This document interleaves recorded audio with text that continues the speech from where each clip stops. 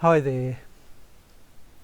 So, question to ponder for all of us today is, am I noticing how much my thoughts are affecting my moods, my feelings, my emotions? They're really powerful. Our thoughts trigger so many reactions in our body.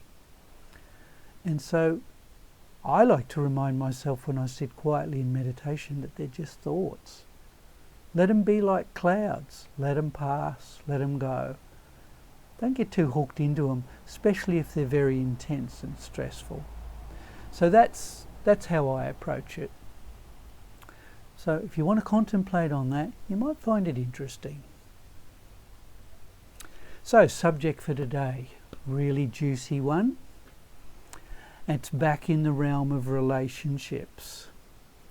And this time I want to talk about making love compared to having sex. It's a subject that we don't talk about enough, and in traditional cultures it was spoken about at length. So I'm going to give you that brief point of view from a traditional perspective, and then bring that forward into a modern context. So in traditional medicines, they said, for thousands of years, when the opposites of life come together, when the fire and the passion meet, and the water of love and compassion meet, then we create a situation where the fire and the water create steam. And that steam rises to a higher level. In other words, it rises from the earthly plane to the heavenly plane. That all sounds very lovely, but what does that actually mean? How do we do that? How do we do that in a practical way? Well, it's called the bedroom arts, and it starts in the bedroom. It starts in our intimate space where the bodies merge together. But then it transmits itself and flows out into our world as we practice the art of making love, rather than just the tension-releasing effect of having sex. So this is where our modern culture, we've kind of lost that. We've lost the wisdom of the ancients and our forefathers and mothers who were able to talk to us about taking time to be with our partner, giving ourselves and our partner the opportunity that we need to unload the stresses of life, the day-to-day stuff that burdens us and makes us tighten up and block up so that our energies all get restricted and stuck. So when we're young, real young, an infant naturally knows how to release tension and stress out of their body. They just vent their emotions, have a good sleep, wake up happy. All is sweet and good again. As teenagers, we've still got a good reserve of battery energy, and so those feelings that emerge as we get into the sexual feelings of an adolescent, they come. They're very strong. They're very magnetic, electromagnetic. They pull us towards someone that we're really attracted to. But the art of making love requires a little more discipline, a little more wisdom and patience. And that is a much deeper, more fulfilling thing to do than just to have a sensual or a sexual release in lust, the energy, which we all experience that as we grow. It's much more profound. So how does that look? What does that look like? It means being with our partner and actually sometimes making time to do that, to say, all right, tomorrow night it's on. We're gonna make love tomorrow night. The kids are in bed early, or there's not too much going on. We're just going to turn off the screens, and we're going to maybe light a candle and spend time together in the bedroom, and just start by simple things like listening to each other, letting our partner express the things that they've been carrying around that are bothering them. Particularly as males, we need to do this for females. But it's not always just that simple. Sometimes us guys have got to vent our stresses and pressures. And so we need that space to do that in a loving, connected way.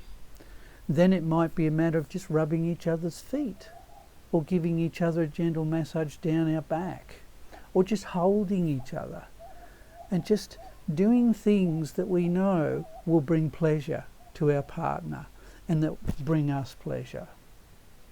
So we're approaching it with the attitude of, this is not fast sex, this is slow sex. Just like fast foods can make us not feel too good, fast sex can do the same thing. It's a tension release that initially might feel good, but over the course of a more growing, deepening relationship, it doesn't cut it. And it brings a lot of unfulfillment, to the point where after many years of being in relationships, it's like, I'm not interested in quick sex. It doesn't do it for me. I don't feel fulfilled. I hear that so many couples will say that. The trick is they weren't taught and they didn't know how to make love. So that is intimacy, that is being with our partner, taking the time to go through the ugly stuff when they've got to have a whinge and get stuff off their chest, or they've got aches and pains and they just need a little bit of comforting. If we can provide that with our partner, they can relax and let go. Then it's our turn. We can do the same. We can relax and let go and say what's bothering us, or release and relax. And so then the bodies can come together. And that's when the fire and the water can balance each other in a charge that's been built up in each polarity. When they come together, they create a release of those opposites. And in that releasing, steam is created. The sexual fire that's generated from the base of our spine rises up. It goes right up and it meets the heavenly realms in the chakras, or the energy centers at the top of our head and above. So when I say to lots of people, did you know that making love is a spiritual practice? They go, huh? I thought it's just about feeling good because we love each other. I go, no. So making love is something that we need to dedicate time and practice to. And it starts with gentleness. It starts with listening. It starts with kindness. To really respect our partner and give them the space that they need to release the tensions of the day, the week, the month, whatever else we've been carrying around that's been bugging us and stressing us and making us tighten up so that we can't relax. It's pretty hard to make love if we're not relaxed. Then it's just a quick tension release, and that might seem temporarily satisfying. Doesn't really work long term. So I'm just giving you some pointers to begin the journey. This is a very deep subject and it requires a lot of discussion.